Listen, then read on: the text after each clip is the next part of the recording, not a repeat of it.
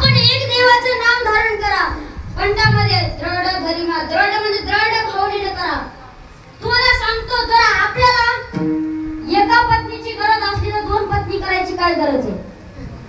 समजा एका पत्नीने जर आपलं घर काम ढकलत असेल तर दुसरी पत्नी कशाला करायची? काही गरज नाही. मग तसंच आपल्याला काय सांगितलंय? एकच देव करा. कोणता? आपुला तो एक. आपुला तो एक. शाबास सर. विठाला विठाला मग तसंच आपुला तो एक देव करून घ्यावा. नंतर पुन्हा काय म्हणले? एक तत्व नाम, देवाचं नाम एक करा.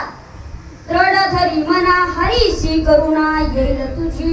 दृढ भावने करा. हरीशी करुणा म्हणजे काय? करुणा म्हणजे रोग नाही. तर लोकांनी भैरत करुणाला मला म्हणला, महाराज मी तुम्हाला बोलू का? त्यांना बोल बाबा काय झालं ते. म्हणला आपले दोन पोरं कोरोना मध्ये गेले. मी म्हणलं काय झालं? लिंबून्या झालता बरं काय. अरे तू म्हातारा झाला शिवडा, तू गेला नाही ते पोरं कसं काय गेले? म्हणला महाराज मी घरामध्ये पांघरून घेऊन झोपी गेलतो. विठाला विठाला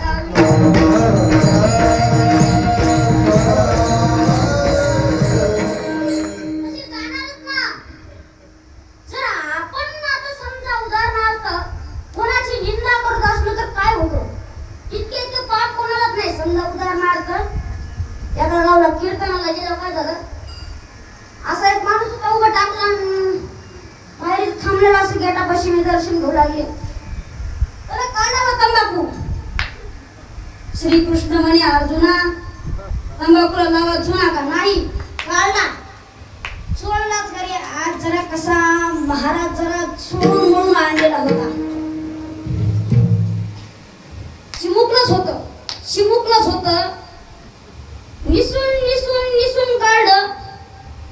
मग भारी होतं कडे म्हणून त्याला ती महाराजाला पाकिट दिलं, टाकले ना मध्ये. विठाला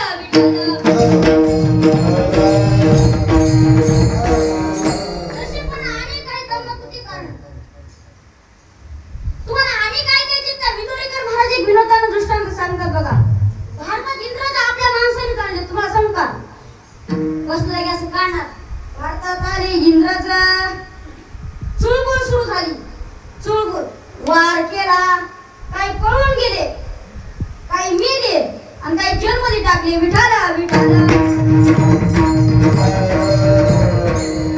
वाटते तसं तुम्ही करणार ना. तुमच्या मनातली मला काय भावना पाहिजे? विठाला विठाला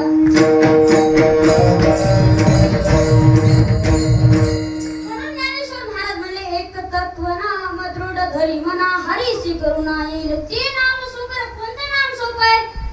राम कृष्ण गोविंद वाचेशी सद्गत जपे. ते नाम कोणतं सोपं आहे? राम कृष्ण गोविंद. कशाने जपा? वाचेने सतत जपत राहा. काय होतं रामकृष्ण हरी नामाचा जप केल्याने? रामकृष्ण उच्चार अनंत राशी तप. पापाची कळप काय होते? पळून जाते, थांबत नाहीत. रामकृष्ण उच्चार अनंत राशी तप. पापाची कळप पळती पुढे. मग ते आपण सतत जर वाचेने घेत राहिलं तर काय होईल? अभंगाचं दुसरं चरण.